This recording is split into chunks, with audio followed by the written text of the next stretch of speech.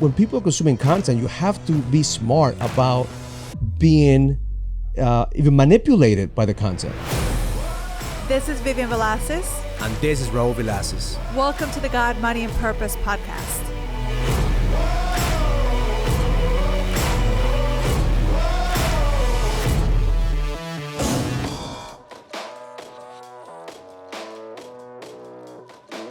Welcome to the God, Money, and Purpose podcast. My name is Raul Velasquez, and I'm here with my beautiful queen. Yes, my name is Vivian Velasquez. We're so happy to be here. And you're crying out of laughter because right before we started the podcast, we had some technical difficulties, and you always make me laugh. It's funny because we have two kids, and they always like make fun of me because I laugh at Raul's jokes all the time, and they're like, "Mom, it's not even funny," and then you're still laughing, and I'm like, "I know, but it's just like I find it funny," and I think that's a good energy that you and I both have. That's what we have in common. You laugh at my jokes. You're the only one who laughs at my jokes. I am the only one that laughs at jokes. We've been married for 23 years That's because right. you laugh at my jokes. So I think it's a good. You made me feel good. Yes. You feel good. And So I'm still laughing. I was getting pissed off with the technology because technology is not sometimes my friend, but I have to learn technology gets the best of to all of adapt, us. adjust, and execute. So shout out to my team. My team is the best team in the industry. Elvis, Daniel, thank you for always making it look so easy for us. So today we have a very special show because we're going to do something different. A reaction video. Yeah. So I'm open. You've heard of Andrew Tate. I've heard of him. There's either like good or bad. And to be honest, I've never really seen any of his videos. I don't consume any of his content, but I know that you said that you wanted to get my reaction. I don't know what you're looking for, but here I am. I'm willing to do something at least once. Well, let me tell you, this guy has gotten canceled from everywhere. He got canceled from Twitter, got canceled from YouTube, got canceled from TikTok. Even his Airbnb account got canceled. So nobody wants to do business with this guy because apparently he's putting a lot of controversial content out there. So I want to get your take on, is this controversial or is this something that people are just blowing out of proportion? All right, so let's jump into it. Awesome.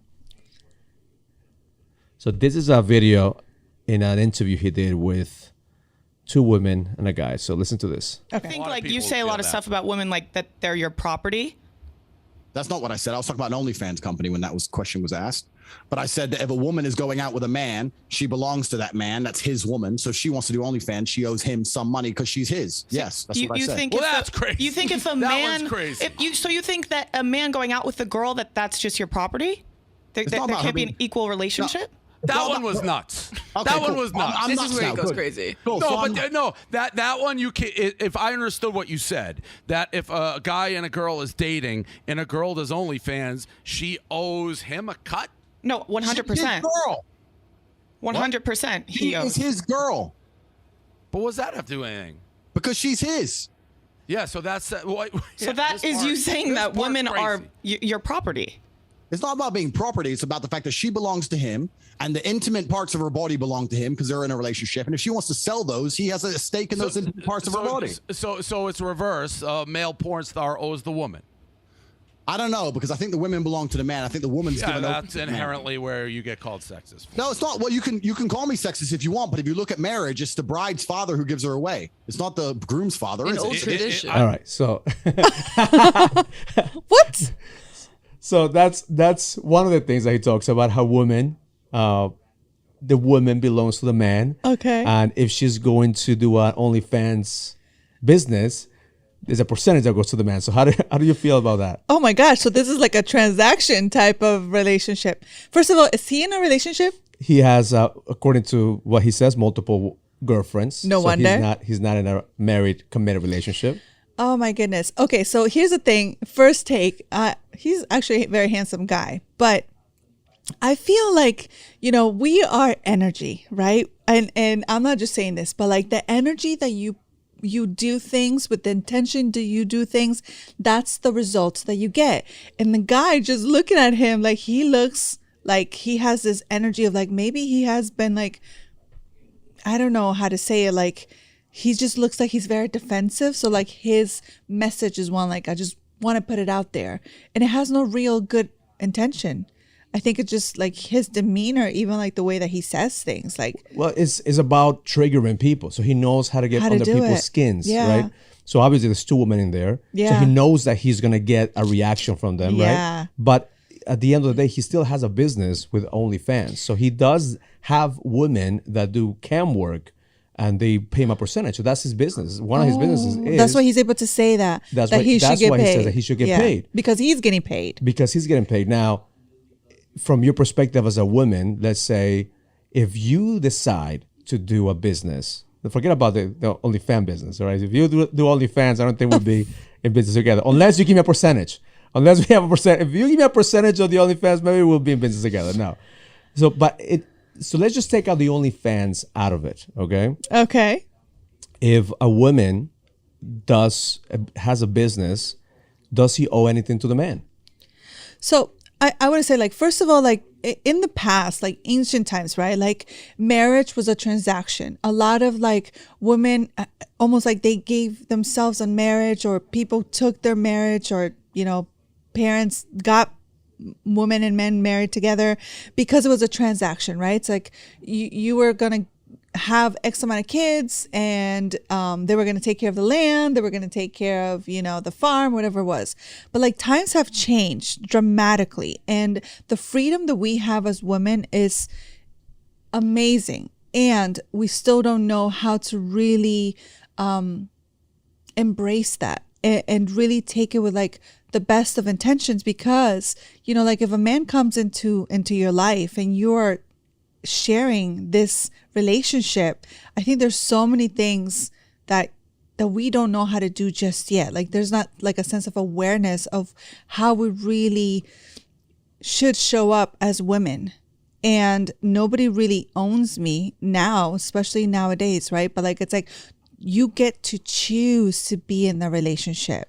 And at the same time, I look at it as once you come together, and if you're in a relationship that's committed, whatever you build and whatever I'm building is for us. But at the same time, the ownership aspect of it, I think that's one of the reasons that people are polarized by his message, and the media is trying to contain this, is because it talks about how a man looks at a woman in a certain way as a piece of property. Right. And if you look at anything as a piece of property, whether it's a man or a woman, if you look at it, I own you. Like if I look at my employees, I own you. But like you can't do anything true, unless you have my permission. Then doesn't make me a leader. It makes me a dictator, right? Yeah, because nowadays nobody could really own you. Like it's not like I mean maybe I should take that back, because there's still places in other countries that you could actually buy, right? Like you're purchasing, you're making an exchange from this woman, and I'm giving you X amount of dollars, but that's like a minimal part of the way that we live. I think like, if you want to be in a healthy, loving relationship. But that's the key. I think if we could get anything out of this conversation totally from what I'm hearing is there's different types of love. It's a transaction. There's sugar daddies all around. It's a transaction. There's men that want to be sugar daddies. I mean, you get a bunch of women that are okay with that transaction. There's and are you men willing out there to live like that? You're willing to live that life. That, because the reality is, listen, I pay you bills, you give me what I want, and it's a transaction, right? Yeah, but and if you're at in a the end, committed relationship, listen, if you have that type of conversation that whatever you do, you owe me a piece of what you do, especially if you have a side hustle, you owe me that is not a relationship that's going to go anywhere. It is more a transaction. It's an employee versus boss mentality. But here's the thing, like it also makes me think, because nowadays, and I speak to a lot of women, like there is a lot of issues when it comes to like the money, right? Like you're making your own money. The man makes his own money. Sometimes it's like hard to even like, do we put the money in the same bank account? Do I keep my own money and he keeps his? And do we split the bills and we do all this? I'm thinking like, that's a big headache. Like that's a really big headache to kind of like divide your kingdom, right? It's like, especially where we are today, like Raul and I have been married 23 years. So our relationship is totally different than something like this on the internet. Like I'm not judging, it's not right or wrong. It's just like, that's the way that they're doing things. But it's like for a long time, like we put our money together, we pray over our money, and we wanted to like multiply. But if you have your own money, it's like now you want to take. It's a different relationship. It's a different relationship. So I wanted to start with that clip because it sets up the second, because I think that the guy, as he talks to people, he knows how to get on people's skins, and that's a strategy that he uses. That's why he's the most popular man right now in the internet. So let's take a look, second clip, because I want you to take a look at this. Of course they can. I don't know where getting this impression I hate women. I mean, we can purport that. We can attempt to label me with that all we want. I'm happy to discuss that. I absolutely not really love women. I have nothing against women. I believe women are the most precious things on the planet. They create life. They should be protected. They should be provided for. I would never let a woman pay for a bill. I would never let a woman, if someone touched any of my women, I would stand up against 10 men by myself and risk my life to protect her. I believe that women are beautiful creatures. I just don't think that they're as emotionally calm as men in stressful situations. I don't think they can fight like a man can. And for the same reason, I would never drop my children in an all-male nursery. I think that's strange and weird. I would only drop them in an all-female nursery. Women do certain things and men do certain things. And we live in a world now where the whole idea of the roles has been conflated to the fact where if I come along and say women are better with children and men are better at fighting, that I'm somehow fucking sexist when it's clearly true. There's nothing wrong with stating the facts. It's the truth. You're mixing them up because I agree with some of what you're saying. Like, yeah, again, but then you throw in the OnlyFans, you need 100% correct thing. Like that's I don't think anybody sexist. here is arguing that like in a fist fight, a man's going to win. Okay. 99%. Yeah. What about intelligence? Do you think women are as All right, smart? so- I agree too with some of it, what he's saying. But you see the conflict, right? He in one clip, which is the same interview, he talks about how women are property. Like, And you then owe he me a respects percentage, them. what is, and then he talks about I will die for a woman, I will fight for my woman, you know, and I will pay for all her bills, right? So it's when people are consuming content, you have to be smart about being even manipulated by the content. You know, when you have to start looking at the content, is what's the intention behind the content? Exactly. And that's what I said. Like the intention with him, just even starting from like the very beginning, it's like his intention is not very good. His intention is probably just to get views or to get likes or to get sponsorships or just to get his name out there. And you have to be very careful as to what you choose to consume. And is it beneficial for your life right now? You have to make a decision. Is this serving you? Right. Is this a good, is this useful for you in where you are? Yeah. Because based on this content, and he has a bunch of other content, there's a lot of stuff that I agree with him. There's a lot of stuff I don't agree with him, especially the way that he views a woman. I look at my daughter, for example. Do I want her to bring a guy like Andrew Tate into our house, right? So, or do I want my son to start saying things about women the way that he talks? Now, there's other things that he talks about men, like how men have been sedated, how men have been conditioned. I agree about a lot of things that the state of men right now is not the best. Right. Like right now, we're masculine men. We're not giving men the opportunity to raise a level of strength, of mindset, of consciousness. So we have a lot of woman power, and it's great. Listen, you guys is a choice. There's opportunities for both sexes. If men are not taking that opportunity, it's on them. If women are taking the opportunity, it's also on women. But I think this idea that we are equal and we are the same at a certain level, just like what he's saying, like we're not the same. Right. Like I would not trust my son to be, be raised by another man. I want to be raised by a woman, right? Or my daughter. Right. So the same He thing was that he saying talks about like a the daycare roles. or something. Yeah, Like like the roles. daycare. He talks about daycare. Yeah. Like, I don't want to drop on my son in a daycare full of men. Of So I course. agree. Like if I see a daycare full of dudes, I'm like, all right. Oh, Like, my goodness. First I of all, mean- I've been the daycare daddy. Of And course. nothing good happens And we in have so daddy many, daycare. and we have so many videos to prove it. And I don't think, and I think that's where sometimes like the problem comes in, right? Like there's so many women that are like, they want to be equal. And I always hear men because, you run your events and it's all men. And they say like, why would women want to be like men? Because women are so majestic and amazing. And it's like, there is no competition. Like, I think like we as women have to understand, like, there is no competition between who we are and competing with men, because we're two different species. Like who we are, who God created in us is like so magnificent and so majestic. Like we are part of a God. So we are this goddesses that we get to like really show up for life.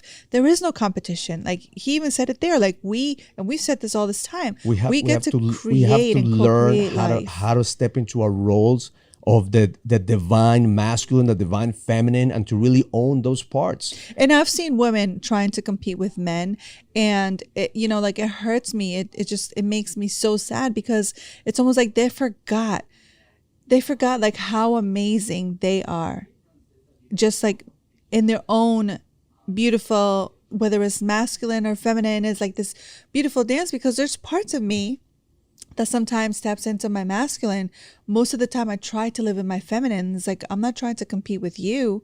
I'm not trying to like, you know, not to say that this is like wrong, but like lift heavier weights or whatever. Like, no, like I know what I need to do to honor my body and to know where I am. But it's true. And that point is, I wouldn't be attracted to you. I mean, that's my personal preference, right? Yeah, right? If you come home and you're lifting the weights and you're doing certain things, like that polarity that we have, the masculine and the feminine have to have a polarity. And we're just saying weights because it kind of just comes to me. But like, say for instance, like, you know, sometimes women they think that they don't want to be taken care of, right? Like, but at the end of the day, like I talk to women all the time, like they want to come home and actually have someone's arms to be encountered in, surrounded in, you know, just surrendered in.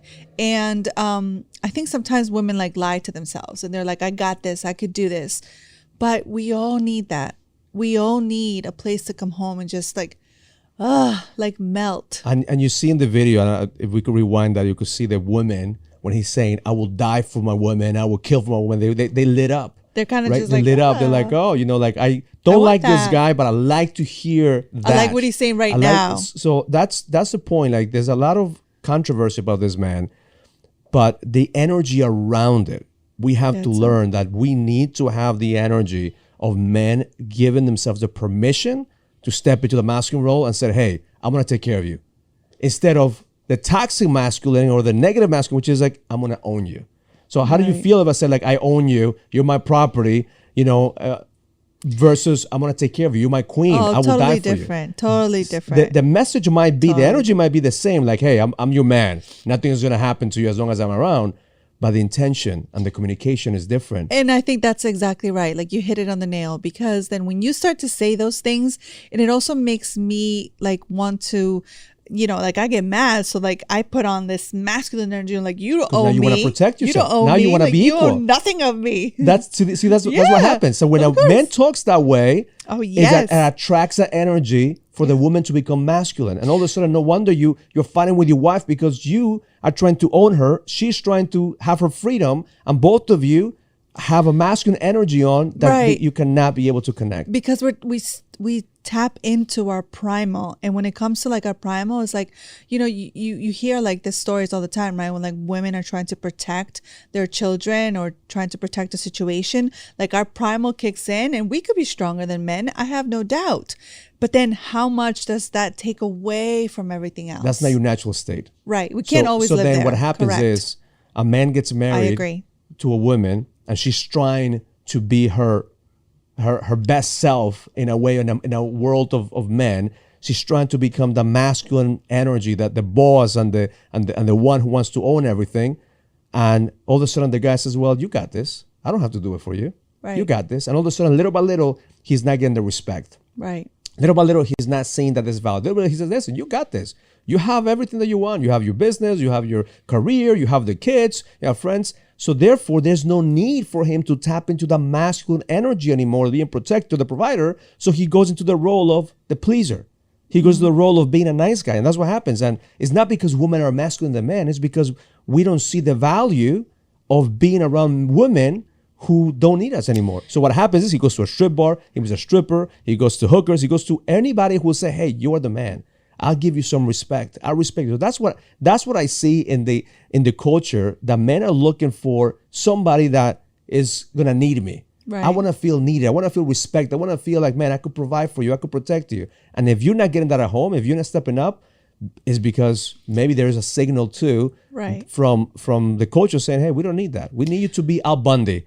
We don't need you to be like the what was the guy's name? Forget the name. Clint Eastwood, right? The badass cowboy that goes out there. We don't need you to be him. We need you to be Al Bundy, to sit down, just drink your beer, watch TV, and agree with everything your woman says.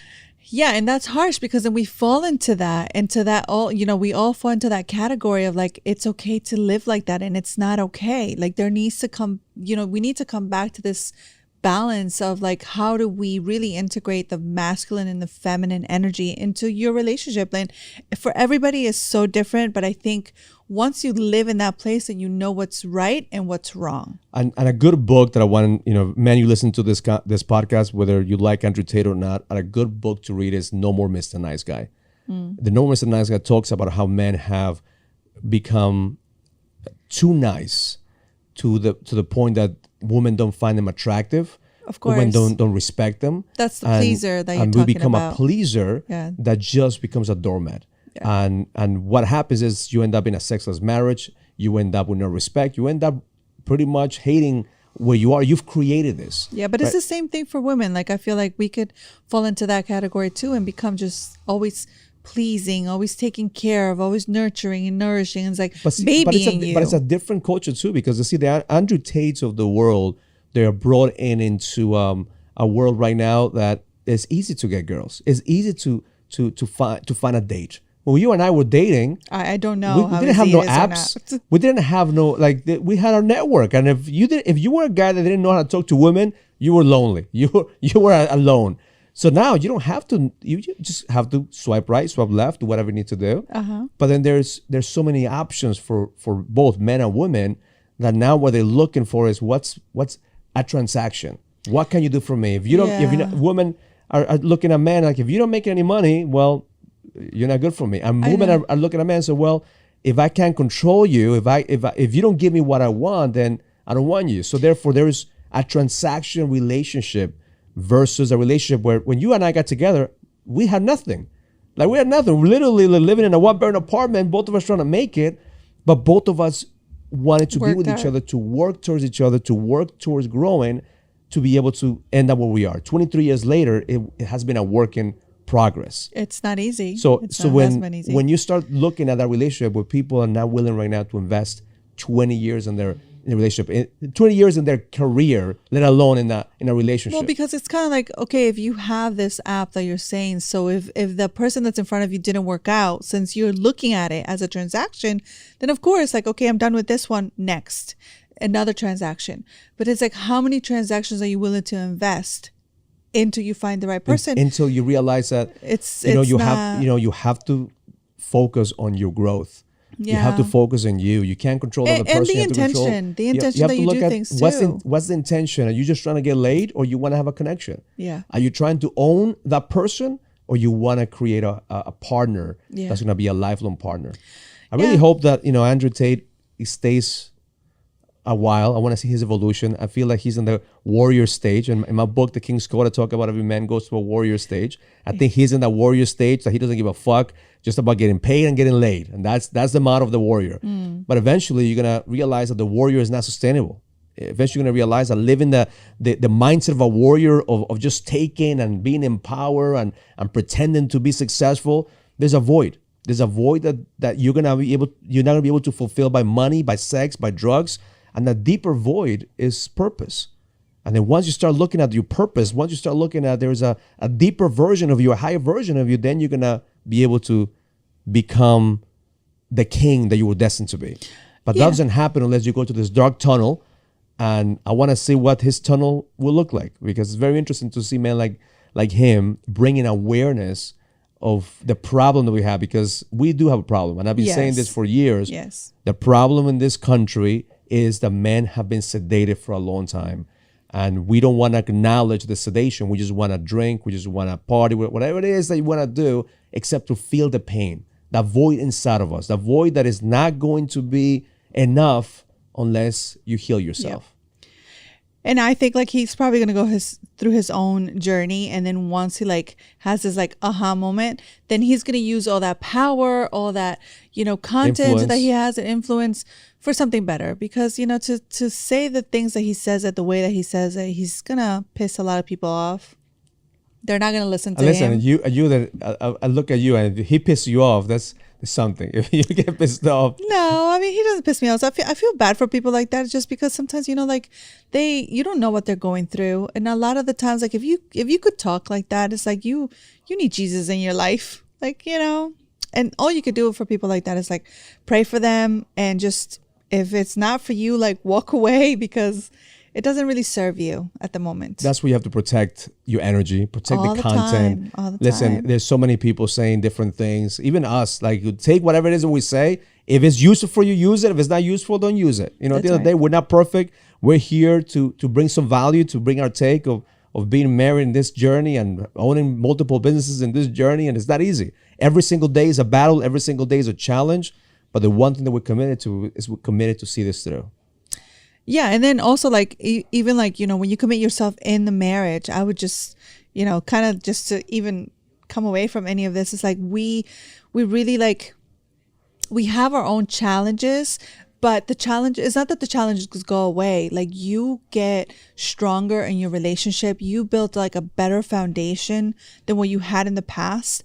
And then your relationship starts to grow, right? So it's like the more that you invest in yourself and in the relationship. And I truly, honestly feel like I'm always like your priority in the things that you do. And not that you're not this businessman. Like, even today, like, I came in here into the office and you were like doing your thing. And I already see like that energy of like, you're creating, you're doing. I get out of the way. Like, I'm not being a baby about it, and I'll let you do your thing because I feel like I am a priority. I know I am a priority. We're communicating. You know the mode. I'm in warrior mode. Well, I'm getting shit done mode. You didn't communicate today, but we've had this, you know, this conversations in the past. So if you get anything out of this, it's like, allow yourself the time and the space for growth in your relationship, not just when you're having a hard time, not just when you're going through the challenges. I do honestly think that this is something that we've done is we've invested our time, money, and energy when things were good, when we really didn't need to look for help, when we really didn't need to have a conversation. And, you know, we've made that time. So I think like a lot of us have this short mind, and we look for help when we are in the worst of our space, when we already are facing those challenges. If we do it different, if we invest in ourselves when we don't have the challenges, when you do encounter that challenge, it's going to be so different because you're going to have like all these tools, and you're going to know how to solve that challenge. Dig your well before you're thirsty. Don't wait until your marriage is in trouble. Don't wait until your health is in trouble. Don't wait until your business is in trouble to get some help. Yep. You know, humble yourself and realize that, man, there is help out there in anything that you do. That's right. There's help for your mental help. There's help for your physical help. There's help for your relationships. Just ask some help. Especially men, we need to realize that we don't have all the answers. And all the answers are not going to come to us unless we're looking for the tools out there. So I love that. With that said, thank you for consuming this content. Follow us on Instagram and Facebook and YouTube. Right. Follow us everywhere except for our bedroom. That's where we keep it private, unless you give me a percentage of your OnlyFans accounts. And then we could probably say, no. Learn it, live it, experience it. Love life. If you receive any value from this conversation, comment, subscribe, and share as we continue to impact more people and take them to the next level. And please send us your comments and questions so we could answer them in the next podcast. See you in the next episode.